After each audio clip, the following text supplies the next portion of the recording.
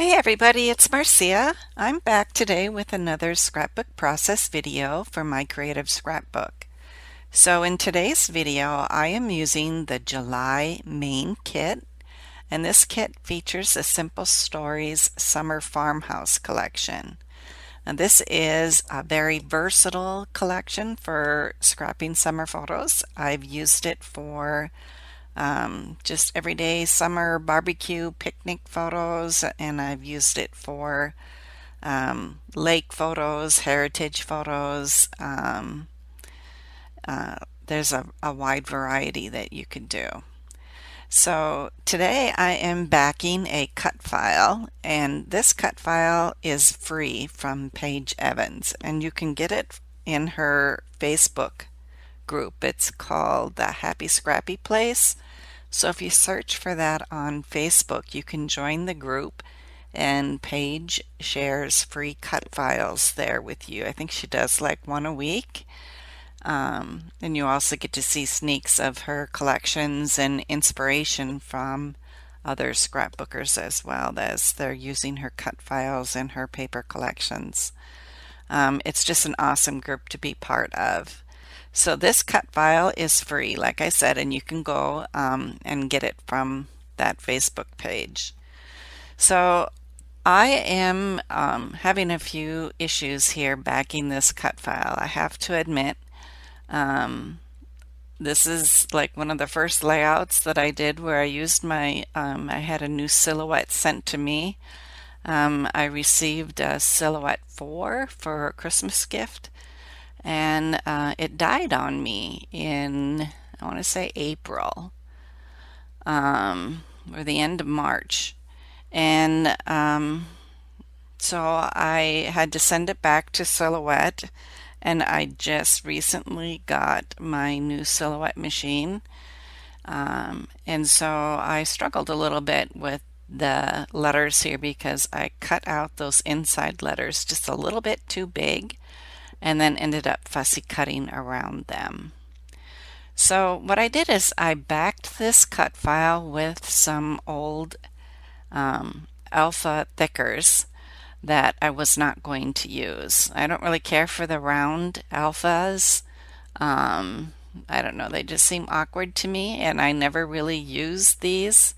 So I just thought it would be better to recycle them on the back of some of my cut files and make use of them that way. And it works out really well. I don't use as much foam adhesive when I can recycle my alpha thickers.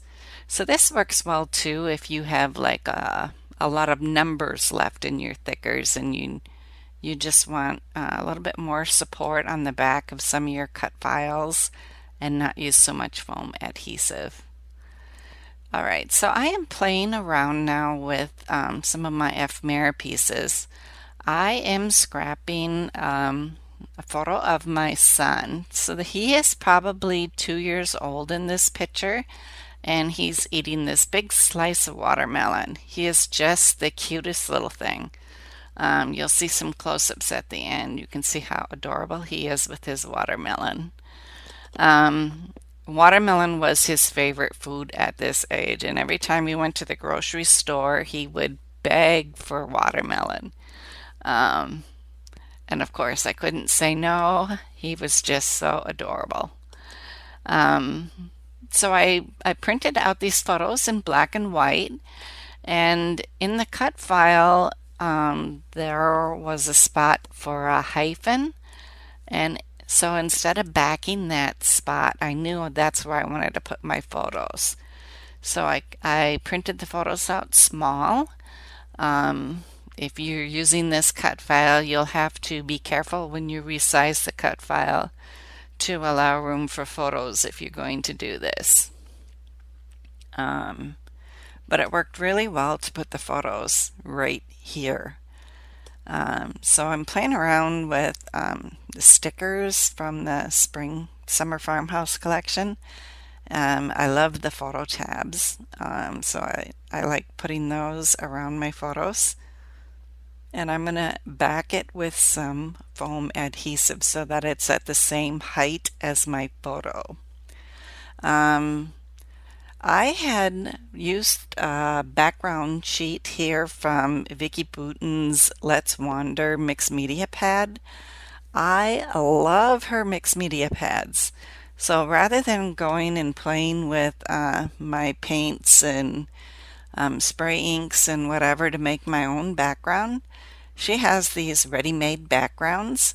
And I just thumbed through the pad and saw this one that was striped green, and it reminded me of watermelon. So I thought, oh, that's perfect. I need to use that background on this layout.